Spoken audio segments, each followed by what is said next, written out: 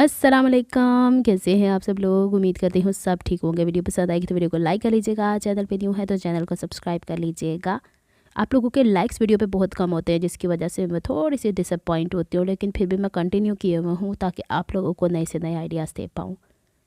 Gul Ahmed ideas से मैंने ये थोड़े टाइम पहले, जैसे सेल्स के ऊपर फैब्रिक होते हैं, ये लिए थे। 2 पीसीज में था।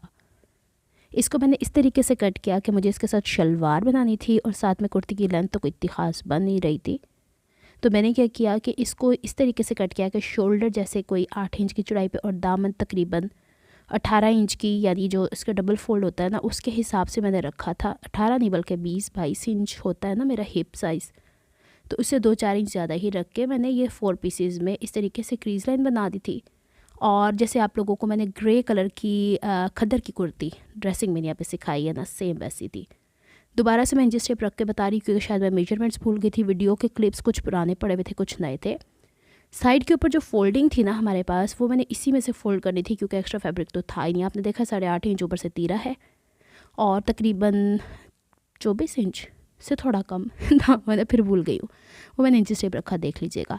पूरा 1 हफ़्ता ये पड़ा रहा है वहाँ पे।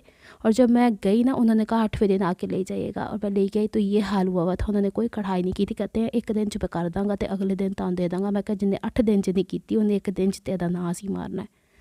उन्हें मैंने कढ़ाई करते हुए देख लिया था, थोड़ी सी खिंचान थी उनकी कढ़ाई के अंदर, तो फिर मैंने कहा कि नहीं अनीला, इसको खुद ही कुछ कर लो। बहरहाल इसके में डिफरेंट शेड्स दिए हुए थे, वो उसको छोड़ते हैं, उसको फिर कभी कहीं से कढ़ाई करवा लेंगे। स्लीव के आगे कफ लगनी थी। इसकी स्लीव की डिज़ाइनिंग आपने ड्रेसिंग में यहाँ पे देख ली हुई है। ये साइडों पे जो बुचके बंधे हुए ना, एक में उन्होंने वो स्लिप्स ही बना के रखी हुई थी, एक के ऊपर उन्होंने धागे रखे थे कि कौन कौन से धागे मैं पसंद करके आई हूँ। बहरहाल जी, इस तरह के चुड़ड़ मुड़ड़ किया हुआ उन्होंने मैंने वापस किया जे। एक बहन की रिक्वेस्ट है कि आप पंजाबी च पूरा व्लॉग बनाते हैं, मेरे ख्याल च मेरे लिए मुश्किल हो जाना, तो मैं ऐसे तरीके ना पंजाबी बोली चली जानी हाँ। अब जब ये कपड़े वापस आ गए थे और आप लोगों को एक वीडियो मिल गई है जिसके अंदर मैंने आप लोगों को बताया कि मैंने 800 वाले 2 पीस ड्रेसेस को लूट मार हुई है, तो उसके साथ मैं नलकियाँ मंगवाई थी, साथ इसके भी मंगवा ली। और शलवार मैंने कट कर ली है। शलवार वो ही बेल्ट वाली जो होती है नॉर्मली। मैं शलवार के पंचों पे आजकल कोई डिज़ाइनिंग नहीं कर रही। उसके बाद जो ये कपड़ा बचा है हमारे पास, इसको हम गले के ऊपर इस्तेमाल करेंगे। इसके बैक के ऊपर ज़ीरो की बुकरम पेस्ट करके मैंने रख दी थी। और शलवार की चौड़ाई से हमारे पास बचा था ये जो तिरछान सी नहीं कट होती, इसको ये मैंने शर्ट के दामन पे पलटे के सूरत पे लगा दिया था। चले जी, यहाँ पे हम स्लीव्स की बारी लेकर आए हुए थे। ये छोटे से क्लिप्स जो आप लोगों ने ड्रेसिंग में यहाँ पे देखे हैं गला जो है ना 2003 के अंदर, 2003 यानी 2023 के अंदर मेरा गला जो है ना, वो सही दा आलिशान किस्म का ख़राब होया, जरा हाले तक नहीं सही होंदा पाया। अच्छा, यहाँ पे मैंने स्लीव इस तरीके से पूरी की थी। अब आप ही के सामने सारी सिचुएशन थी कि कपड़ा तो कोई बच नहीं रहा था, इतनी ज़्यादा इस कपड़े के अंदर कान थी। और थोड़ा सा मैं डिसअपॉइंट इसलिए भी हुई थी कि पूरा 1 हफ़्ते से वो क्लिप्स मैंने संभाल के रखे हुए थे कि जल्दी से कढ़ाई आ जाएगी होके तो मैं आप लोगों से शेयर कर दूँगी। खैर, उस जैसी कढ़ाई मैं दोबारा किसी और फैब्रिक पे करवाऊँगी, थोड़े डिफरेंट एरिया से, या शायद फिर तारिक रोड से करवाऊँगी। और दूसरी चीज़ ये कि जो मैंने डिज़ाइनिंग उनको दी थी उसके भी चार्जेस थोड़े से ज़्यादा ले रहे थे, जिसकी वजह से मुझे मना किया गया था कि छड़ दे हुण, ऑलरेडी तो बड़ा लेट करवा बैठी हैं। बहरहाल जी, शलवार मैंने स्टिच कर ली थी और मैंने आपसे कहा था कि मैं अपने रिमेनिंग ड्रेसेस स्टिच करूँगी, लेकिन अल्लाह की तरफ से करना ऐसा हुआ है, लाइट चली गई और पूरे दिन के लिए चली गई। और फिर रात दे वेले बह के तो मैं शलवार स्टिच की है तो नाल कमीज स्टिच की है। अच्छा, ये जो ना साथ ही साथ मैंने ओवरलॉक किया है क्योंकि जैकार्ड टाइप का जो फैब्रिक होता है ना, ओदी पै जाती होंदी है धागियां नूं खिच, तो उसको तो साथ साथ करना ही पड़ता है। अब जी दोबारा से मैंने कपड़े को जो चुड़ड़ मुड़ड़ होके आया हुआ था उसको मैंने दोबारा से प्रेस मारी है। अच्छा, मैंने बैक का पल्ला उठाया और बैक के पल्ले के ऊपर बस खराफात जो दिमाग में चलती हैं ना, तो ये क्रीज़ लाइन जो हमारी ये बेसिकली फिटिंग लाइन है, इससे अंदर अंदर हाफ इंच के गैप से मैंने निशानात लगाए। चूँकि ये तिरछे थे, मैंने कहा चल अनीला, तिरछी इसके ऊपर तेरा चैलेंज है, आज के दिन तू बस बैठ के ना तो यहाँ पे पिंटक्स बनाती रहे। बस यही मैंने लाइनें खींची हैं। और इसको एक तो शाइन वाला फैब्रिक था, दूसरा मैंने पेन से निशान लगाए थे, पेन से तो नहीं लगा सकती थी, तो ना मुझे एक तो ये धागे जो है ना, इस चीज़ का सबूत है कि कढ़ाई वाली दुकान से होकर आई है ये थैली। ये बात तो बताना भूल ही गई मैं आप लोगों को कि मैं उस दिन इतना कोई थकी हुई आई थी। आपको पता है कि मैं गवर्नमेंट जॉब करती हूँ और उसके हिसाब से आपको कभी भी कहीं भी रात के 10 बजे भी कहते हैं ना कि अगले दिन आपने पहुँचना है मॉर्निंग में, तो आपने पहुँचना है। जैसे अभी रिसेंटली इलेक्शन कमीशन की तरफ से इलेक्शन की ड्यूटीज़ यानी उसको इनिशिएटिव लिया जा रहा है कि आपको पता वोट डलने, तो इसके हिसाब से किस तरीके से आप लोगों की तैयारी करवाई जाती है, वो तैयारी करवाने के लिए हमें रात के 10 बजे मैसेज आ रहा है। मेरा फ़ोन स्विच ऑफ फिर भी आ रहा है। जैसे ही फ़ोन मैंने ऑन किया वीडियो बनाते बनाते ना, तो अगले दिन सवेरे नीला ने उत्थे जाना सीगा। बहरहाल जी उर्दू यूनिवर्सिटी तक गए थे, फिर हम लोग वापस आ गए। तो बताने का मकसद ये है कि मेरे पास इतना टाइम नहीं होता। कुछ मैंने कह सकती थी आप उनको एक दिन का चांस देती और करवा लेती कढ़ाई, तो मेरे पास इतना टाइम नहीं होता बार बार, और दूसरी मैं टाइम की बड़ी पाबंद हूँ। बहरहाल जी अभी मैंने इसकी बातों बातों में पिनटक्स भी स्टिच कर ली थी दोनों तरफ, और मैं अपने मिशन इम्पॉसिबल को पॉसिबल किया। और फ्रंट बैक को मैंने आराम के साथ एक जितनी कटिंग कर ली थी, बाहर की तरफ 1.5 इंच का मार्जिन रख के। अब बारी आती थी गले की। गले के लिए मैं जो दूसरा बुकरम वो नहीं इस्तेमाल कर रही थी, क्योंकि मैंने अभी रिसेंट जो एक्सप्लोर किया है डिफरेंट ब्रांड्स को, पहले तो मैं नहीं जाती थी, अब थोड़ा बहुत चली जाया करती हूँ। तो वहाँ पे मैंने देखा है कि वो जो ज़ीरो की बुकरम है नेकलाइन के पीछे वो लगाते। तो इस दफ़ा मैंने ट्राई करके देखा है। जो इसके फ्लॉज होंगे मैं फिर नेक्स्ट वीडियो में आपको बता दूँगी। फ्लॉज यही है कि एक पासे निशान लगा तो दूजे पासे निशान लाने ਲਈ ਤੁਹਾਨੂੰ ट्रेसिंग व्हील का सहारा लेना पैंदा है। अच्छा, मैंने फ्रंट एंड बैक नेकलाइन एक ही जितनी चौड़ाई के 4.5 इंच की चौड़ाई के काटे हैं, लेकिन चौड़ाई इसकी 5 इंच होगी, बोट नेक शेप है। पिछला गला मैंने थोड़ा सा ज़्यादा गहरा कर दिया है और फ्रंट का भी मैंने 5 रखा है। अब फ्रंट के गले को फ्रंट के पीस के ऊपर फोल्डेड हिस्से के ऊपर रख के इसकी जो इनर लाइन है ना हमारे पास, जो हमारे पास सिलाई मार्जिन के बाद की थी, ਉਹਦੇ ਤੇ रख के इनू वढ़ना है। असल में पता है क्या, रात के बज गए हैं इस वक्त 12:30। वीडियो ख़त्म हुई थी, यानी मैं ये ड्रेस कंप्लीट किया था रात के 11:30, क्योंकि मैंने आपको बताया बिजली चली गई, तो जो बत्ती गुल हो जाती है तो साड़ा मूड भी ऑफ हो जाता है। बस उसी को देखते देखते ही ना मैंने फिर ये देखा, अच्छा ये देखें ये गला कट गया है। इसी सिचुएशन के अंदर इसको मैंने सीधी साइड पे रख के पहले गुलाई के ऊपर करना है, और मैंने वी शेप के ऊपर भी मार्क कर लिया था। फिर बाद में वी को स्टिच करके इसको काटा पीटी करके बैक की तरफ पलट लेना है। अब मैं बैक के गले के ऊपर आपको ट्रेसिंग व्हील चला के बता रही हूँ। इसको अक्सर लोग गरारी भी कहते हैं।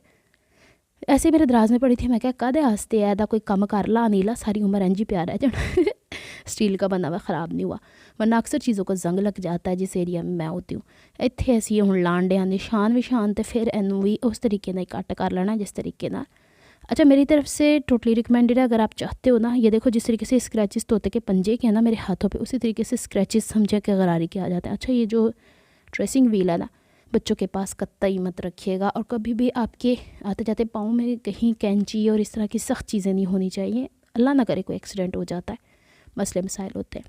इसका इतना सा हिस्सा फोल्ड करने के लिए मैंने तो रफली कर दिया था, लेकिन बेहतर ऑप्शन यही कि आप निशानात लगा लें। भाई ज़ीरो की बुकरम मेरी तरफ से 200% रिकमेंडेड है, लेकिन मेजरमेंट्स करके आपने काम करना है। इसकी क्या है वो फिर कभी मैं एक और वीडियो में बताऊंगी।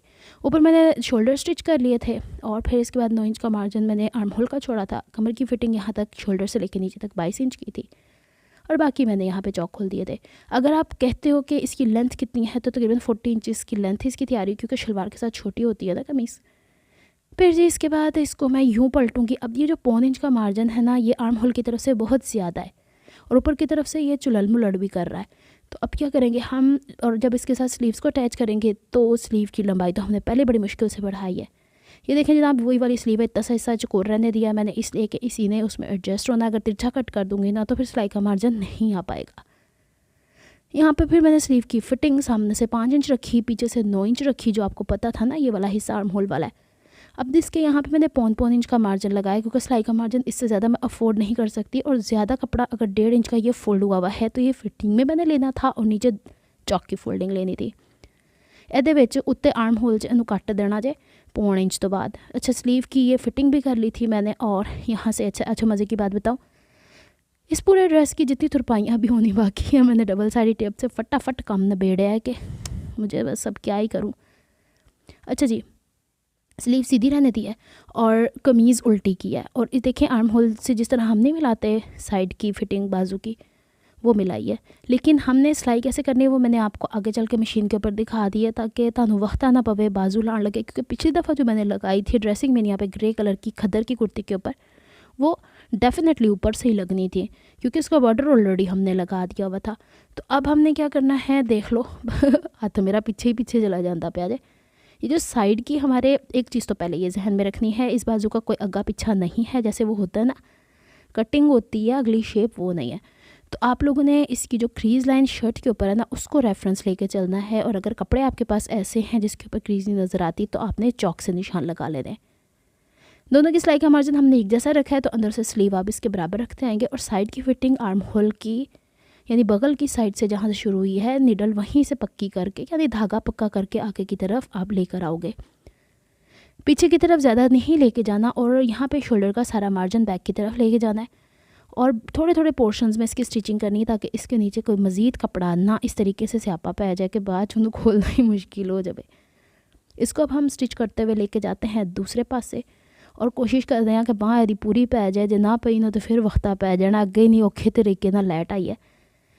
आज की वीडियो में मैंने बहुत ज़्यादा पंजाबी बोल दी है। इसकी वजह यही है कि जिनकी रिक्वेस्ट थी मुझे पूरी करनी थी, और ये तो मेरी अपनी ज़बान है। अच्छा जी, अब इसको हम काटू काटू करते हैं यहाँ से धागे जो स्टार्टिंग में थे। और अब एक चीज़ नोटिस किया आपने, बाजू जब हमने स्टार्ट की थी, तो ये जो बाजू की जो साइड फिटिंग है, ये हमने पहले पीछे निकाली थी, अब हमने इसे आगे निकाल दिया। बस एंजी देना खेड़ दे रहा है, कोई काम नहीं इस वजह की फ़िटिंग ही हो जाए।